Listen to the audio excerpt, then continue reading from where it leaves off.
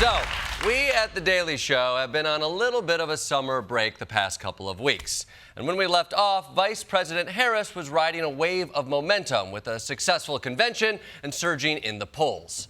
Since then, sure. I don't know if that's a fair counting, but we'll take it. Since then, I've been out of the loop, just sitting on a sandy beach, sipping on some Mai Tais, and I can only assume Kamala remains on a smooth path to victory in November. So perhaps I'll take a comically large sip of this drink I brought back from the beach for some reason and see what I missed.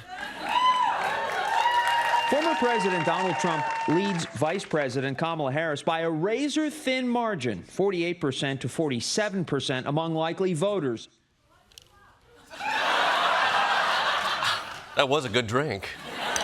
But that poll is not good. Kamala is down a point. Seriously? She's sane, never tried to overthrow the government, not 600 years old with a rap sheet. I mean, what else does Kamala have to do? 2 interviews? I mean, come on. Be reasonable, people. But okay, here we are. Less than 2 months out from the election. And we've basically got a tied race. The candidates are doing everything they can do to ramp up the excitement. Kamala is speaking to voters in Pennsylvania, in spice stores. Trump is speaking to voters encased in bulletproof glass. And J.D. Vance is trying to counter accusations that he's weird by swimming in the pool with his shirt on. I'm starting to feel bad for this guy. I mean, this time around, Trump may hang his VP out of mercy. Although, if you ask me, this might be the most relatable thing J.D. Vance has ever done.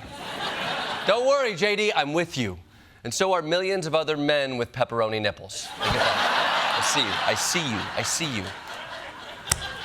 Now, while J.D. Vance appeals to the self-conscious middle schooler vote, Donald Trump has secured the endorsement of RFK Jr., Tulsi Gabbard, and Elon Musk. 3 people who will help Trump reach voters who are undecided about what shape the earth is. Meanwhile, Kamala Harris just got an endorsement of her own. Former Republican Vice President Dick Cheney announced that he will not vote for GOP nominee Donald Trump, but instead will back the Democratic candidate, Kamala Harris. Wow.